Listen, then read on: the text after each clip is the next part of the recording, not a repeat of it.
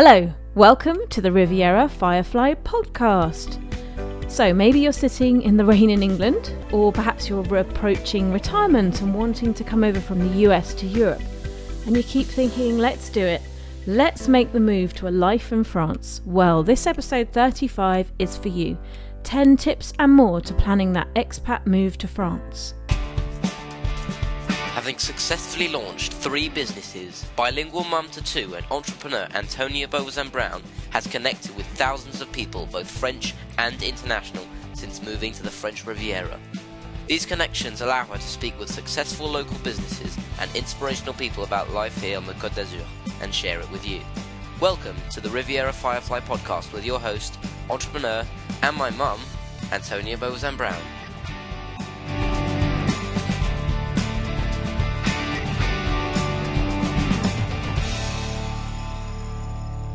Welcome to episode 35, Moving to France. We're recording this in February 2018. It's a beautiful sunny day outside in the Côte d'Azur. Macron is pulling France out of the doldrums of the previous government. Business is booming and people are feeling confident right here down in the south of France. The sea's glistening, the sun's shining, and the mountains are snow-capped. So what's not to love?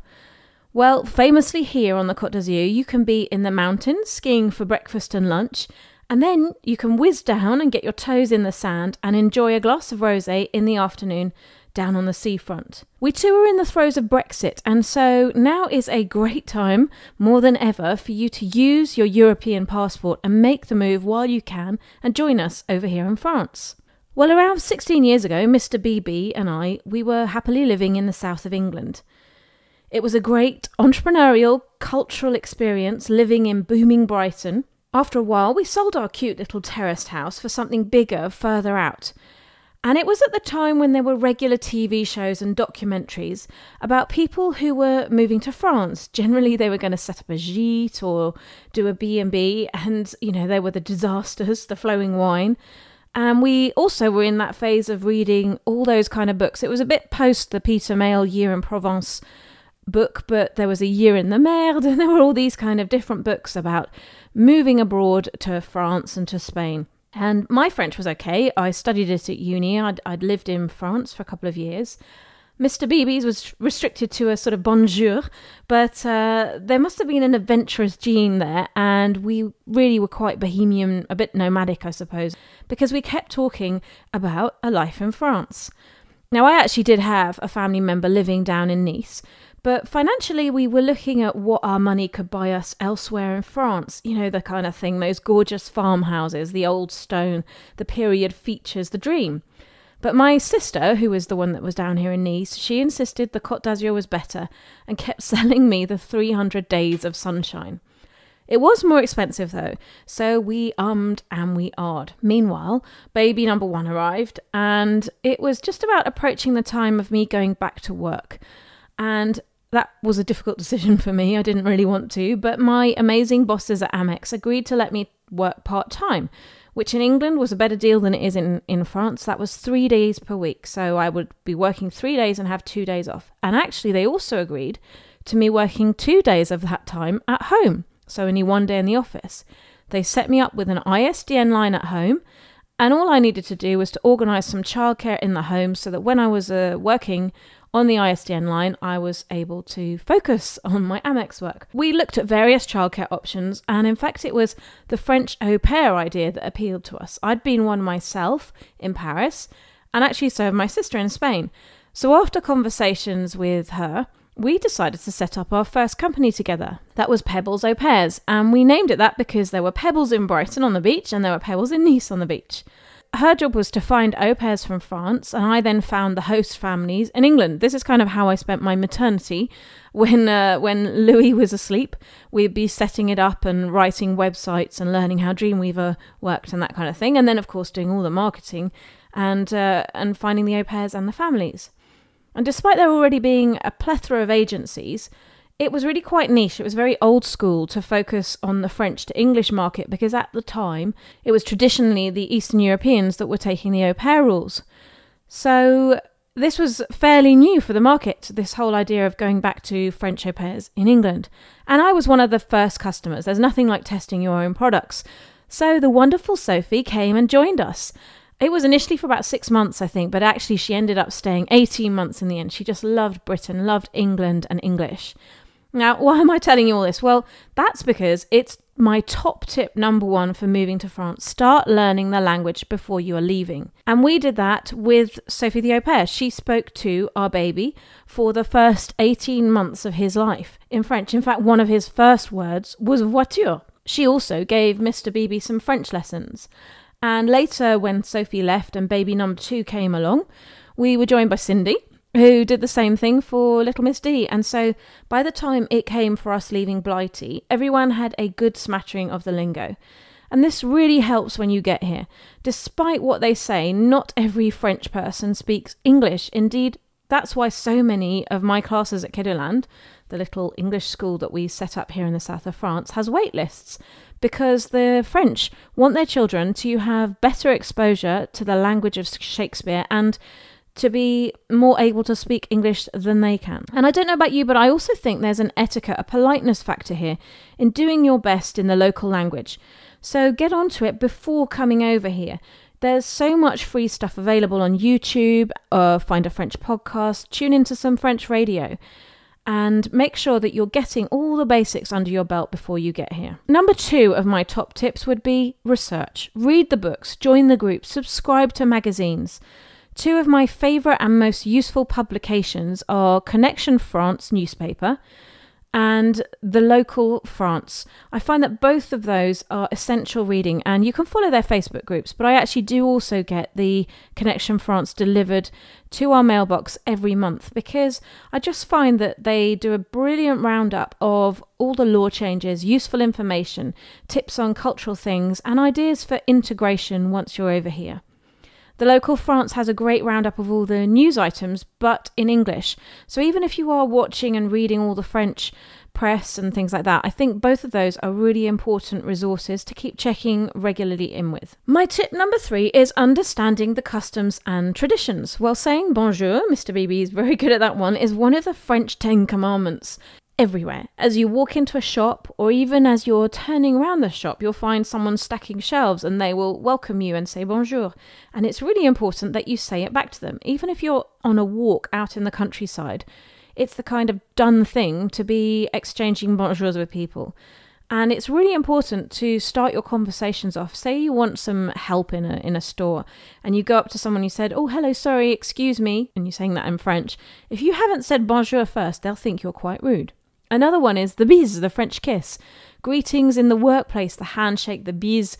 These are all really important customs that you really want to be doing from the get-go. Understanding about the lunch hour and the fact that everyone's going to down tools. Again, these are really important if you want to integrate into local life. I read years ago a book called Culture Shock, France by Sally Adamson Taylor. There are obviously many more books available now, but that one has stood the test of time, I feel. And it is a really good thing to do, to read some of these before you leave your home country. Make sure you understand how best you've got to try and fit in. It's key to making sure that you don't make any faux pas. Of course, lots of these can be laughed off, but I do think good research is going to pay off and help smooth your path. Things that are different here are, did you know that children don't go to school on Wednesdays? It's activity day, and that's why I am so busy on Wednesdays, as my team at Kidderland are busy teaching English through fun activities to French children. It's the children's day off to go and do football, dance, art, music and more all over France.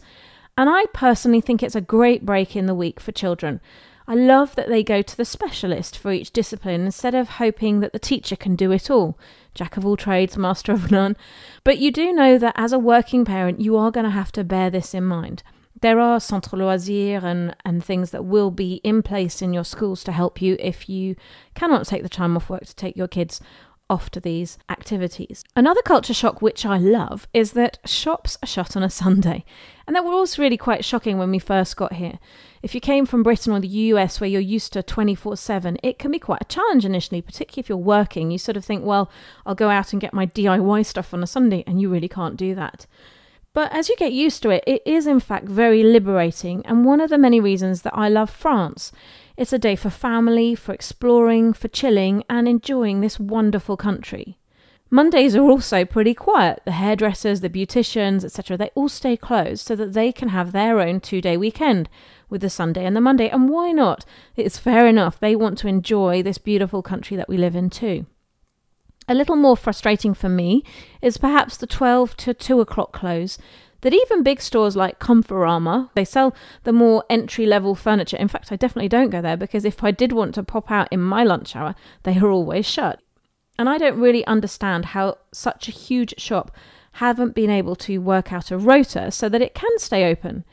But on the plus side, I guess, is people don't expect me and my own company to be open. When me and my team, we chow down, we shut the door, and for an hour between our morning activities and the afternoon, we have a laugh, and it's an important moment of connection in the day. More customs and traditions that I love are the local fêtes. They're just so brilliant. You can have really small local ones, like here in Châteauneuf-de-Grasse, we have the annual Fête des Courges, which is basically a pumpkin festival. Yep. And even more than that, they also have the Fête de Bois, the wood festival. It's a really interesting and atypical kind of festival and a huge traffic stopping day. Everyone in the area goes to these. You have the Fête de la Mimosa, the citron or the lemons in Menton, oranges in Bar-sur-Loup, miel or honey in Montsartou. Around France, every year in June you have Fête de la Musique, a real music festival. And then, of course, you have the more globally known ones like the Carnival, which is really well known for Nice, and the Cannes Lions, and the Cannes Film Festival, and the Grand Prix. Basically, there is something going on every weekend here in France, and people are really into it. The French really know how to fête, and they do it very well. My next tip is about checking different areas before you move to France. It's a huge country, particularly if you compare it to England. It's really only the size of Texas if you're comparing it to the US. But do come on holiday and again do your research. Like I said, we originally had been looking more at where we could have bought our dream chateau, me and Mr. Beebe. There were some great deals on the table 15 years ago. And what you could get for your money here compared to what you could get in booming Britain at the time was incredibly different. But of course, these were probably all in the middle of nowhere. So in the end, we went for the south of France. Well, why? Well, we had been visiting my sister here on holiday, so it helped us to get to know the region. And having a friendly face, especially in the early days, was a lifesaver. And I won't deny that the sunshine factor and the quality of life and outdoor living that sunshine brings was also a huge factor, and one that I'm eternally grateful now that we're here. In fact, recording this in February, we've just all had lunch out on our terrace and we were just saying it feels like summer. It's truly stunning. The sky is so blue, not a cloud in sight. Also down here, we have Italy on the doorstep. I mean, how cool is that? You can just pop there for lunch. And in fact, many people do go over there on a Friday because there's amazing markets just across the border in Ventimiglia and a little bit further in. And you can then go and have lunch. And isn't that just so cool that you can be in France for breakfast and in Italy for lunch? And Spain actually isn't that far away. It's about 4 hours away. So you've got the beach, the countryside, the snowy Alps, Spain and Italy. It really makes for a dream destination. We also wanted it to be significantly French for us, but we were looking also for an international edge. We live in a sleepy Provençal village. There are quite a few British living in this village, but it's also got a very, very French feel. We're about 15 minutes from a very bustly and typically Provençal village, Valbonne. That's much more international feel to it. There are a lot more expats that have settled there. And we're also about 15 or 20 minutes from the perfume capital, Grasse. Nice is just 40 minutes away, so that's where we've got our international airport, which has low-cost and standard airlines, which is something that I think you should really make sure that your airports do have, is both, so that if something happened to one of them, one of the low-cost carriers, at least you still have a good second option. We found that this area was a really good internationally based area. So there were lots of international school options here from the very high end, but also we're so lucky down in this region that we have lots of public schools as well that have advanced English classes. And I talked about that in my earlier episodes. If you search on rivierefirefly.com, and /podcasts, and you'll see some of them where I talk about all the different options for schooling that you have. So it's a region here that's well set up to cater for tourists and therefore Anglophones moving here and internationals.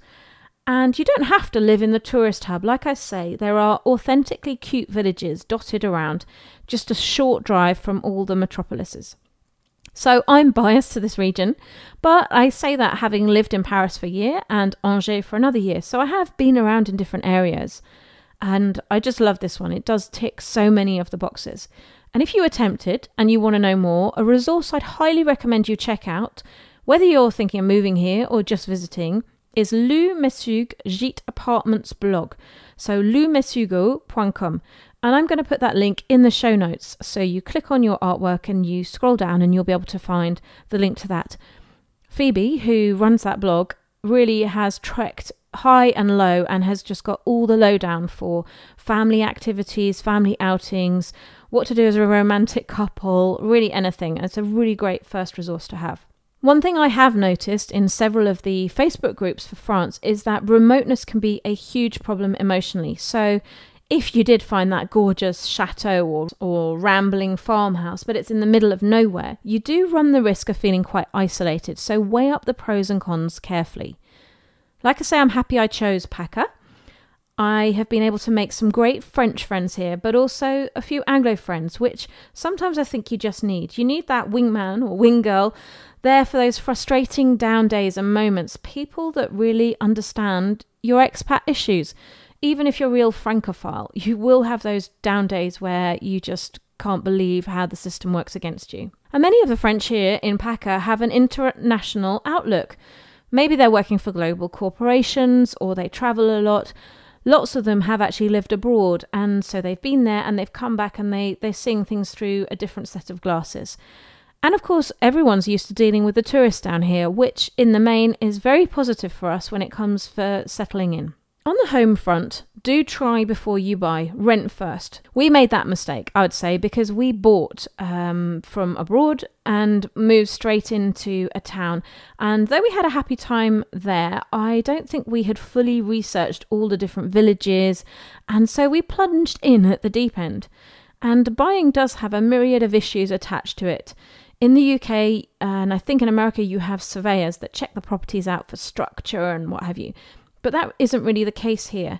And that's something that we will delve into in a future episode coming soon.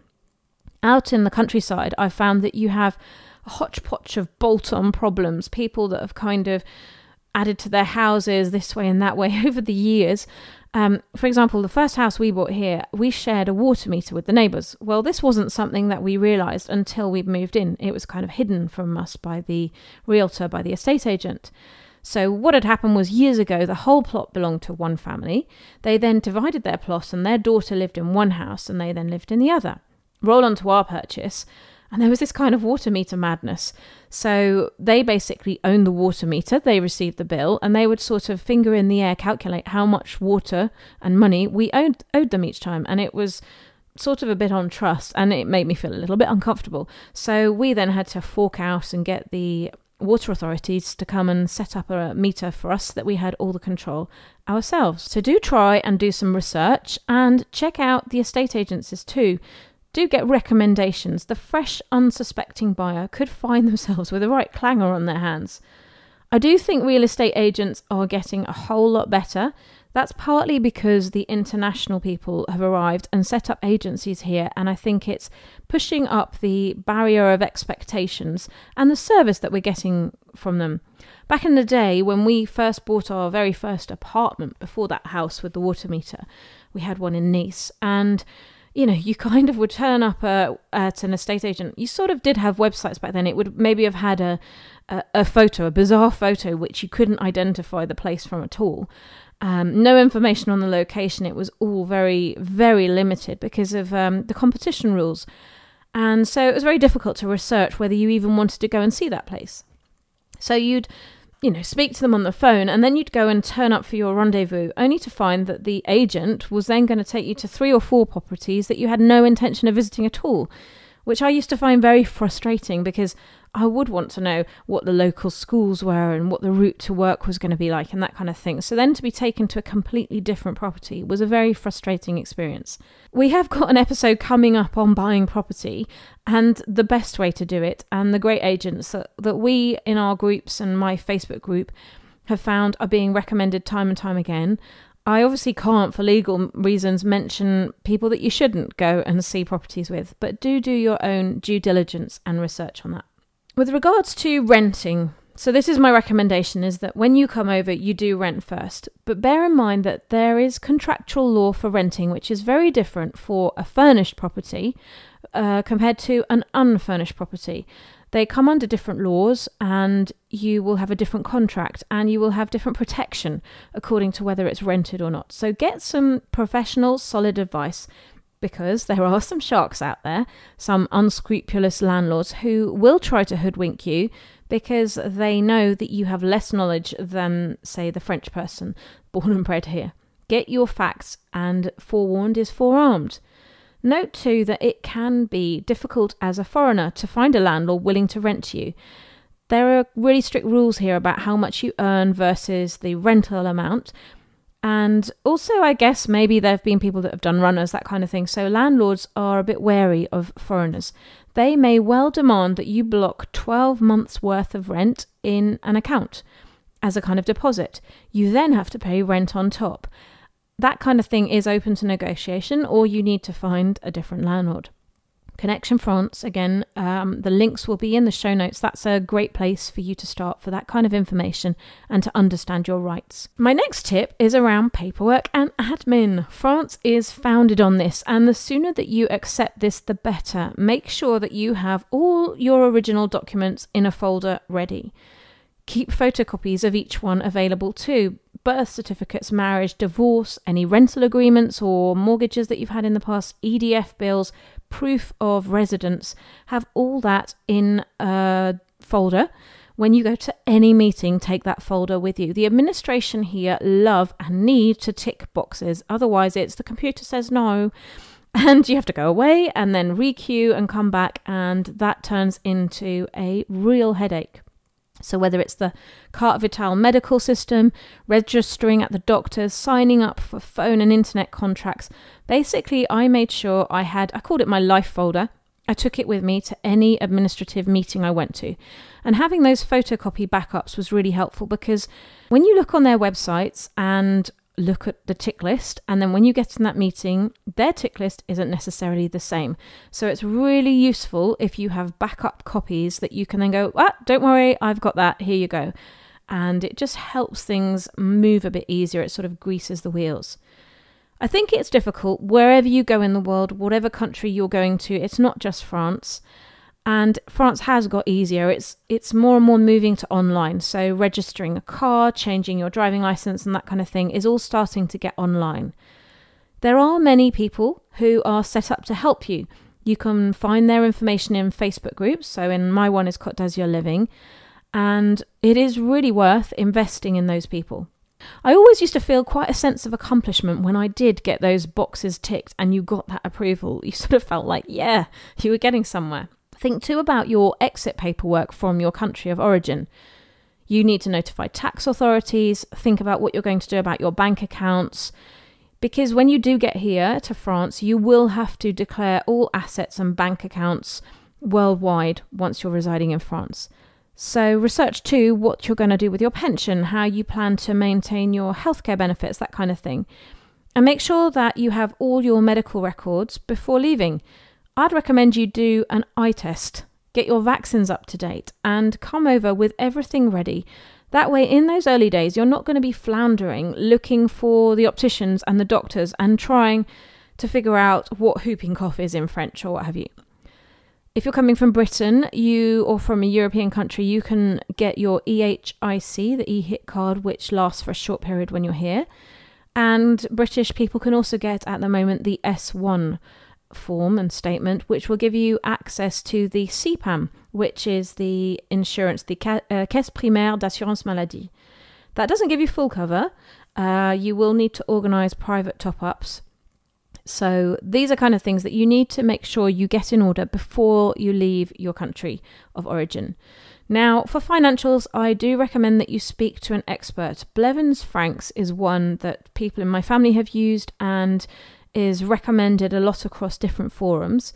So I'm putting their link in the show notes. And I would also recommend that you find good insurance people once you're over here. So that's for your car, for your health, for your home, and possibly even your pets, although you do need to look into those insurances. I don't think they're quite as interesting as they are, say, back in England.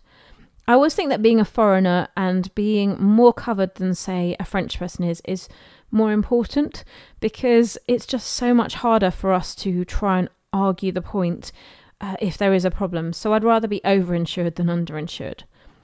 If you're thinking about setting up your own company, this is a whole different set of admin hoops. So get yourself a good accountant. As Rachel Dickens, the English osteopath, who I interviewed in episode 18, said, spend money on getting an accountant to sort out all your admin.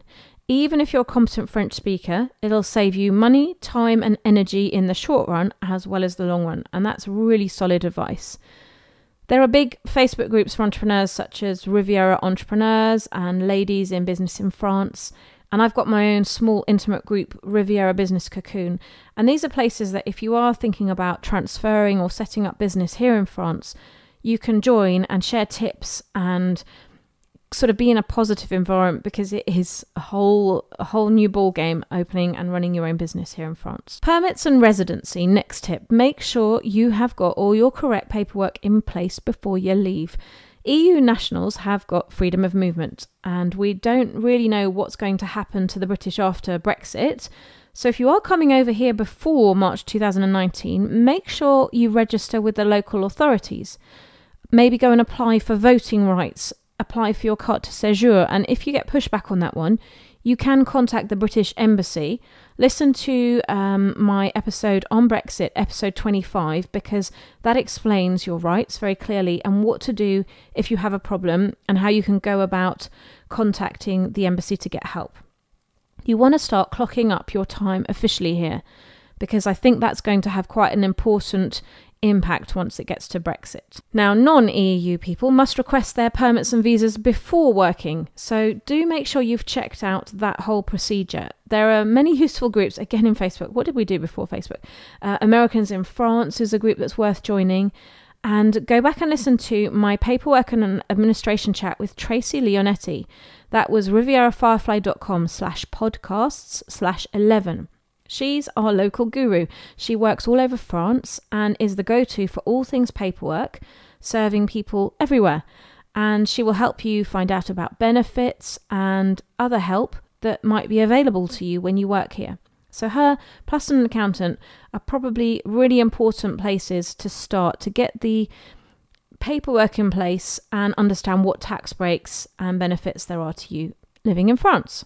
My next tip is for those who have animals. You will need to ensure that you have the correct vaccines and health checks for your animals if you're thinking about bringing them into France. Check that they're chipped, and don't forget to go and have that updated in the vets as soon as you arrive in France. We keep seeing stories of dogs being found that have been chipped, but they've been chipped to someone we know it's a foreign one, and so we can't trace the owners because it hasn't been updated. And vice versa, someone loses their pet, and of course they just can't get connected back with their pet because the details aren't up to date. Think about the journey and how you're going to get them here, and if they're going to be travelling by plane, do check out things like crate requirements. It's really quite specific, and it differs across the different airlines. There are some really helpful groups, again on Facebook, like French Riviera Animals, where you could start asking some of the initial questions about settling here in France, and where you'd also find out about things that are very particular to here. I didn't hear about them back in England anyway, was like the processionary caterpillars, which are life-threatening actually to dogs and cats and children down here.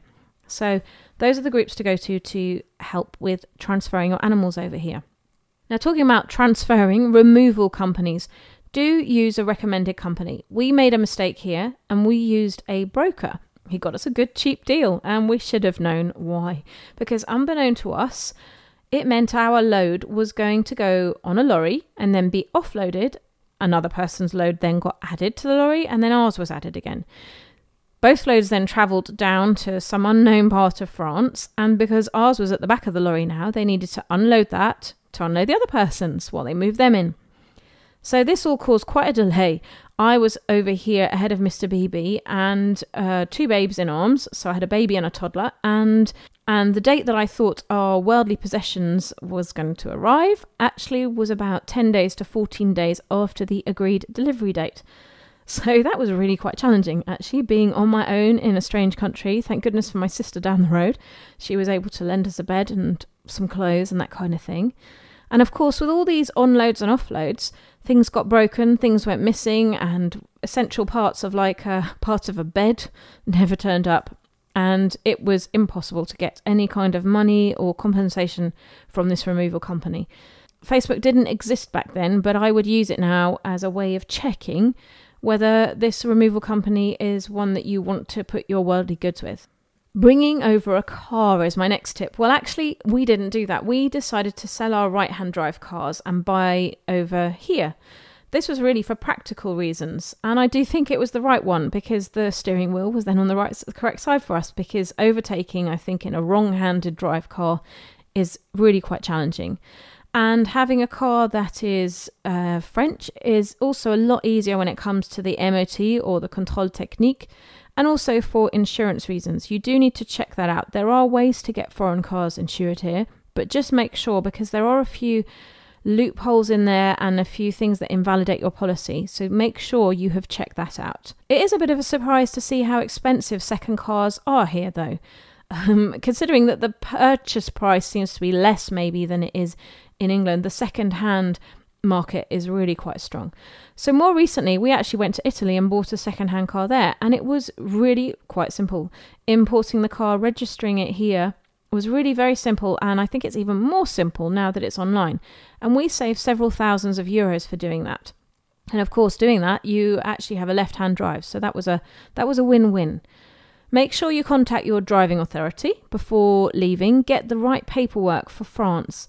And USers, be aware, not all of the US driving licenses allow you to drive over here in France. It depends on your state, which I find kind of incredible, but there must be some kind of reciprocal agreement. And for some states, your driving license will not be valid here, and you'll be required to pass the French driving test in French. So research that fully, particularly if you're planning on living in the countryside. Why do I say that? Well, country living is great. I love it. I live out in the country. We have a beautiful vista across the valley to a mini mountain, but buses are at best sporadic, and don't even think about trying to get a taxi. It just isn't like home for that kind of thing. Uber does exist, but it has limited success here. So if you're living in the country, a car is really going to be essential for practically everything. We don't even have supermarket deliveries here, that kind of thing. Hasn't reached out into the country here. So even food shopping, you're required to get in your car or get on a bus and use public transport. My next tip is around mindset and emotions. Setting up in a new country is a challenge. There is no way around it. So doing your research is going to help you through the minefield, the practical things, and making sure that those first days are easier. It's not going to help you get away that feeling of being alone when you're facing emergencies and having to do it all in a foreign language. Because once that initial excitement wears off, it does become like everyday living with its ups and downs, just like you'd get back home, except it might be a bit sunnier. Being on the beach in January does lift your spirits for those of us that are used to near blizzard conditions in January back home. But it can get cold and wet here too. And I would say that the cost of living can also be a bit of a surprise. Many things are cheaper here. Petrol and wine I find are cheaper here. But too many things are more expensive. Like I said, the second-hand car market. And so you do have to bear that in mind and budget accordingly. I'd say on the emotional side, missing friends is really hard. It changes your relationship when you leave your mother country and you leave your friends. Some of them may be wondering why you've left. And even me, sort of 14 years on, when I go back, I hanging out with my friends. And very often at some point in my visit, someone will ask me, are you planning on coming back? Are you in France forever? Are you in France for life? It does upset people when you leave that country.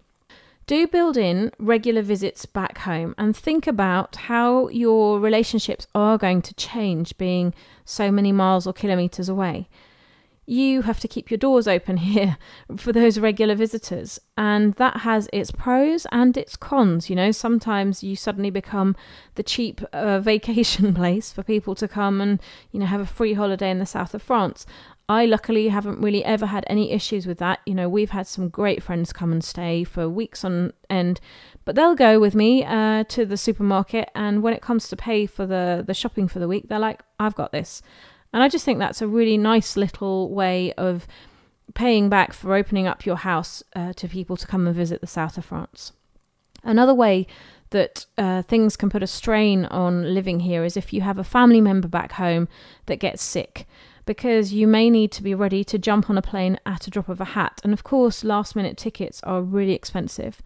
So do keep some money aside for emergencies. Make sure you've got a credit card that you've got some space on that you can use if you need to get back quickly. And planning on how to stay connected with the life that you left is really important. It's obviously easier with Facebook and WhatsApp, but that alone isn't enough. It requires maintenance and thought. My next tip is about diet. And depending on where you live, you may have access here in France to some of your favourite products from back home. We're really lucky down here in the Provence area to have many British supermarkets. Ones local to me are Britain's in Valbonne, and then down in Antibes you have Jeffrey's, and of course there are online options too. Being a vegetarian, Britain's has been a lifesaver for me. When you get into the summer barbecue period, everyone's there with their chipolatas from the local supermarket, and there really is nothing like Linda McCartney here in the supermarkets. You don't get the mince pies at Christmas and all those kind of things that culturally you identify with. And although more and more of supermarkets are stocking international products, there are moments where you do just want to have that link from back home, and you want to maybe share your own culture with your children. While I, as a vegetarian, you could argue has been a bit of a wimp in the culinary department, Mr. Beebe has fully embraced it. And it does help having a French brother-in-law who loves frogs' legs and snails. Ugh. But without realising it, even I have started to become very French about eating habits. You're looking for organic, you're looking for fresh. We're enjoying appetizers and the famous apéro in the evening. We pick our own fruit. We're lucky enough to have all this sunshine here in the south. So you've got all these fruit trees, so you can go and pick whatever you like and make a tart. We have 28 olive trees, I think, in our garden. So we're able to harvest our olive and get it pressed and make our own olive oil. You get used to going out for fresh baguettes. That's one thing that is open every day is the bakeries with your meals. Rosé with Sunday lunch. And we have exquisite cheeses. We have an amazing cheese shop here in Pré de Lac. There's another one down in Valbonne. And it is just nothing like the cheese that you get in the supermarket. It's really worth going to these specialist vendors for these kind of things. And that's what I love about living here in France is you will go to the bakers and get the best bread. You will go to the cheese shop to get your cheese. The best chocolate here, none of that dairy milk, which is so sweet and sickly now that I've lived here. In fact, I've got a great guest I'm going to see tomorrow to record who makes chocolate. So we're going to have some chocktastic information ready for you for Easter. What else? We've got coffee. I love the coffee that you get here. We're close to Italy, I suppose. So what I think is the quality of your food, it just ticks every single box here. And shopping is also a very different experience. It feels more personalised, especially when you go to the smaller shops. It's a slower experience for sure. When I was back in Bath just before Christmas, it was a Bath Christmas market. And it was quite funny. You went with your purchases queuing up, maybe 2 or 3 people ahead of me in the queue. And it was fine. I was just enjoying the atmosphere. And every single time when I'd get to be served, they'd be apologising profusely for having kept me waiting in the queue. I was really quite surprised because that was a lot faster than I was used to here. I love too here that you will get your purchases in the smaller boutiques and things gift wrapped. Is it to offer, madame, to give to someone? And they will wrap it up really quite beautifully. I don't think after sales has really got to where it needs to be here in France. That's probably one of the downsides in purchasing, particularly in the larger stores. They don't seem to really buy into the whole client satisfaction route yet, but I do hope that's going to change. The beauty of online is that for the moment anyway, most of our favourite shops in the UK will deliver to Europe and will deliver here to France. And so, within Europe, you can get things from Spain and Italy, which is just incredible. Even if you've moved to France, that you've actually got globally things at your fingertips. Now, if you need more information firsthand from me or people already living here in France, I recommend that you join the Facebook groups that I've mentioned. In particular, if you were thinking about PACA and the region down here in Provence-Alpes-Maritimes, join Côte d'Azur Living. We've now got over 8,000 members in that group, which is amazing how it just snowballed. And it's a free group, so it's full of free information. As I'm the administrator, I get to see all sorts of stats in that group. And just to let you know how well used it is, over the last 28 days, we have had over 7,000 posts, likes and reactions, which I think is pretty huge actually. It shows what an interactive group it is. And it's such an easy place to find out information. I've seen posts, I was just quickly scanning them earlier, about a red beetle that someone found in their garden. Is there snow up in the ski station Griolia? How do you go about cancelling your SFR contract? How do you go about cancelling your SFR contract? And here, note to those that are moving here, don't even open one with them and check my group to find out why. And then there's also lots of fun stuff like Alania's post on the 10 French words that none of us can pronounce. And I actually went in and had a look at that article. I'm quite proud that my French is, over the years got better and better. But I have to say that article was really pretty accurate. There were many words in there that I struggle with. And as the admin, I also get to see who've been our star contributors. So people like Desira, Francis and David this month. They are regular members with regular interaction that keep the group laughing, that keep the group useful and relevant, and they also help flag posts and reduce posts that we don't want to see in that group. It's really easy to do. You just quickly click and refer something to admin, and then Dawn and June and myself will go through and we filter out the stuff that we don't really want clogging up this group, in particular for sale items and property searches, because there are other really good groups for that. There's a little search facility in this group. It's a little search box, whether you're on your phone or on your computer, and that's really useful. And just recently, I don't really know when it came live, but there is also a recommendations tab. So if you click on this, you can see recommendations for restaurants, places to visit, attractions, and more. So I think that's a really good, useful tool to have within the group. I actually made use of some of those recommendations recently. I went to a comedy event in Cannes. Well, as I'm getting a bit older, I found that a little bit didn't tick all my boxes, but it was a really great night out and it was all in English, and so I'm really thrilled to be able to support that kind of thing down here, and I definitely would go again. And co-admin June posted about the ISN, the International School of Nice's latest theatrical show. It's a real extravaganza, a real performance. It was Singing in the Rain. Fantastic group of young performers from the school. It really was such high quality, high level, the props, the decor and everything. Just so thankful that we've got access to all this culture in English as well as all in French. Huge plus of living here on the Côte d'Azur.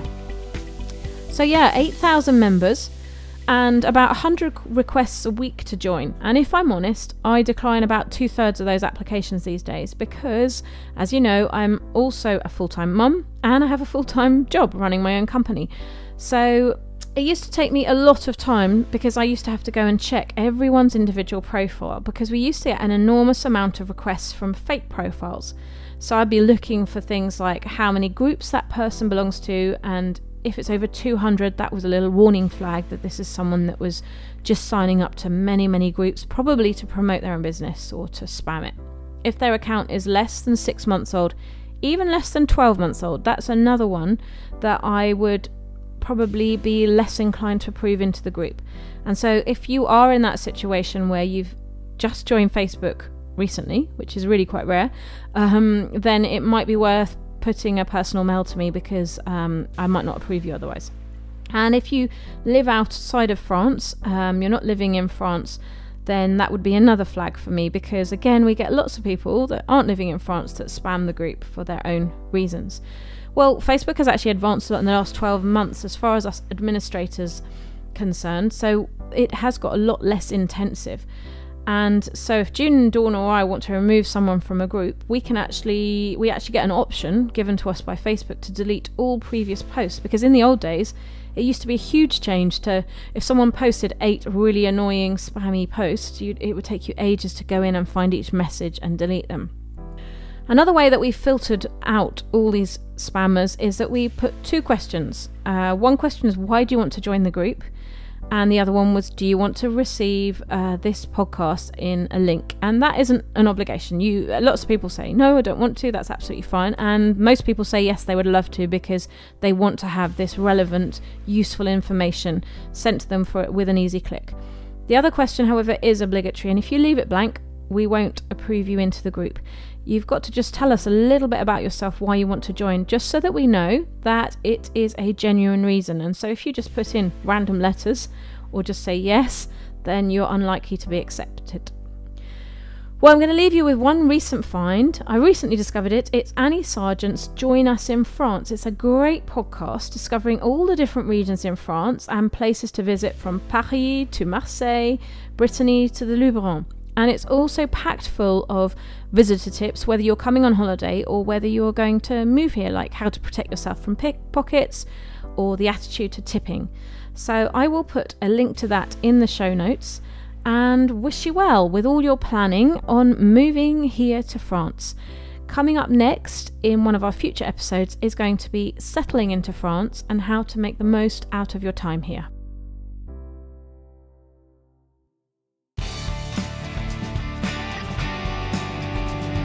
Please don't forget to subscribe to this podcast, review it and share it with your friends.